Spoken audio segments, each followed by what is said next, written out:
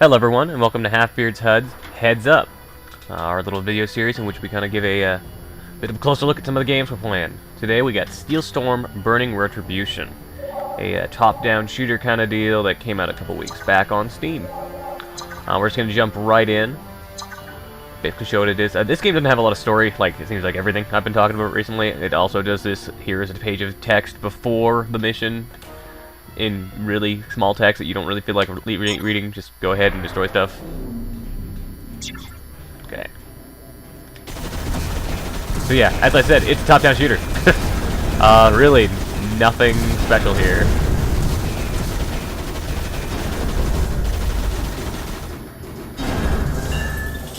Basically your goal, you have a few mission objectives each level, just go and complete them.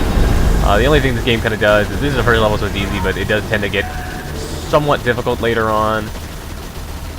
And you do have, it is another game with a live system. Also, this bugs me, explosions can totally hurt you if you're too close. But that's just me, you know. It feels like explosions you're causing shouldn't hurt you. Also, this game is just a cacophony of explosions for a soundtrack. Like, there's music under there, you can kind of hear it, but generally what you're hearing in this game is gun sound, gun sound, gun sound, kaboom.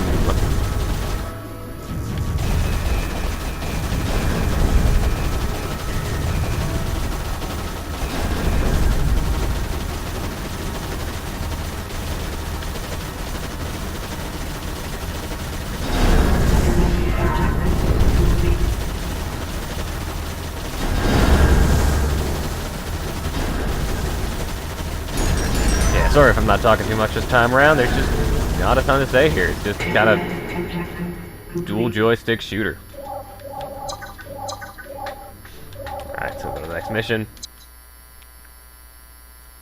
This game kind of loads like a game from 1992. Just that weird text scroll at the bottom and everything. It's very, very odd. So yeah, basically, I mean, this game's all about score. There's no story. There isn't really any upgrade mechanics. I mean, pretty much every upgrade sort of thing you get per level goes away. Not only actually when the level ends, but when you die. And then they don't respawn. So, there's that. In a lot of ways, this game just kind of feels like... It kind of feels like what Hollywood thinks a video game is. Like, the way it looks and the way it sounds, it just kind of feels like what people think of when they think of a video game. Not necessarily what video games actually are. But, you know, that's not great, but at the same time, it's there. There's nothing offensively bad about it. There's nothing super, you know, compelling about it. I'm not really drawn into this game. But, there's enough of, it's challenging enough, yet easy enough to pick up that it's kind of, it's got a nice kind of, skill aspect to it, and honestly, sometimes just turning your mind off and shooting stuff, kind of nice.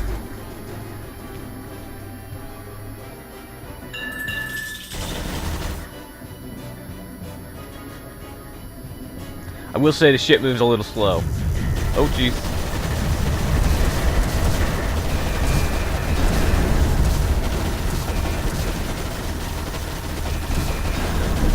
Another thing with this game, compared to normal dual joystick shooters, is that it kind of feels more like, just the way the enemy bullets move and the way your bullets move, it kind of feels more, almost like a Raiden style, style shooter, more than an actual, like, dual joystick shooter.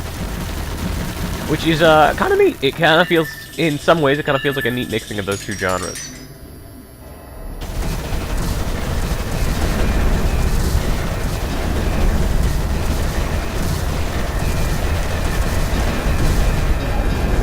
And I'm dead.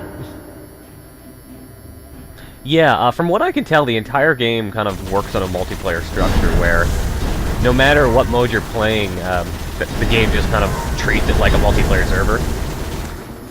So, you know, things not respawning, the way it kind of just tabulates everything, that's kind of how it feels. And to be fair, from what I can tell, that's kind of how this game is intended to be playing. I mean, I'm playing it single player, obviously, but it kind of feels like they want you to play this game multiplayer, which, you know, completely understandable, but at the same time, single player has got to be compelling. That said, though, you know, as I said, this isn't compelling, but, you know, even on a single player level, this is fun enough. And the fact of the matter is, it's not a too pricey game. It's only $10, so that's not that big a deal in my mind. I mean, honestly, I haven't showed you too much yet, but there's enough value here for $10, I'd say. I will say though, the game does have some nasty frame rate issues. My computer, not super great, is definitely beating all the recommended specs for this game, and I'm still getting some nasty slowdown on parts that is it just doesn't feel warranted. Also, not a ton of direction. You get those objectives from the start, and you got that mini-map up there, but that mini-map is so kind of small and indistinguishable that you're not going to really pay attention to it, just with all the crap going on. And in all honesty, those objectives are just destroy things in the environment. You never really feel like you're doing anything beyond just destroying stuff until the exit activates. Like I said, there's very little story in this game. It's kind of just shooting shit, which, you know, for better or worse, honestly. That said, I do want a good story in my games. I do want something that really kind of wants me to play, that gives me some reason to give it a chance. And right now, this game is just saying, well, you can shoot stuff, and that's not really enough.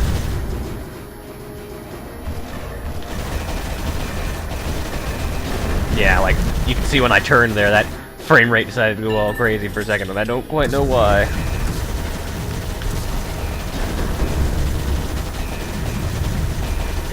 Kind of just the way this game runs, I suppose. That said, I mean, depending on your control scheme, I'm sure it's definitely precise enough. They just added a patch actually to make it better for the 360 gamepad, which is what I use, and you know, it feels nice and clean. So that's just the first 2 levels of episode 1. Again, this game is totally courting these weird early 1990s roots, where it's got it's got episodes, just the way it loads, the way its multiplayer works. So yeah, that's the first couple of episodes of that one. We'll go to episode 2, show you the second level of episode 2. Actually, I haven't beat this yet. That's where I am at this game. I can't remember why I stopped. But yeah, again, look at this load screen. Like it's pulling off a WAD file or something. This game doesn't look bad though. I mean, visually, it's kind of hard to tell from the really high top-down view it gives you, but there's kind of some nice cell shading, very mild cell shading to the graphics, and there for kind of one note of some of the environments where you can definitely not see a ton of variety in the area where we just were. There's enough variety overall that it kind of works. Like now we're in an icy place, before we weren't. That's something. Also, not sure if you just saw, but I picked up a new weapon that replaced my machine gun with this shotgun, which, you know, that's kind of neat. There's definitely a lot of weapons to get, though. As I said earlier, they don't stay if you die, which can really bite when you're dealing with a lot of guys, and that shotgun is so useful for, and then you die and you come back with your pea shooter. Like, yeah, see here we're gonna upgrade the little blue bits. I'm spitting out now. I'm firing spread shot. Oh jeez, I'm stuck. Oh, I died, and I lost. And see, by dying, I lost both my good weapons. And now I'm just back to. I don't even have the blue thing now. I just have the machine gun, which not great. So yeah, that kind of really blows. I would have liked for them to at least, like, I can understand maybe not letting you have those weapons throughout. You definitely feel overpowered by the end of an episode. But by not letting you keep those between spawns seems ridiculous. I mean, I think keeping them in the entire level would feel much better. Yeah, I mean, the fact of the matter is, I mean, as much as I'm kind of digging the game, it's real basic. I mean, the pickups are pick up what you expect. You know, there's a shield, there's a repair, you're picking up points. I mean, the various weapons are pretty much just various weapons. I mean, it's a neat game, but there's nothing really special about it.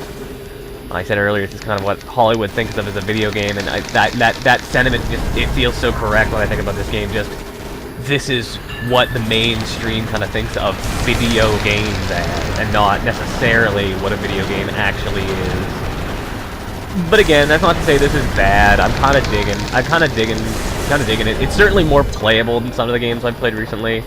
Those who follow these videos regularly know I played Death and the Fly yesterday, and I was not a fan due to its kind of incoherent narrative, control schemes, and visuals, and just generally the gameplay for that game was not very tight. Like the controls were precise, but the levels weren't designed well, and at the very least, the levels here are nice and big, and you can kind of figure out what you're supposed to do in the end, because it's all just kind of destroy stuff.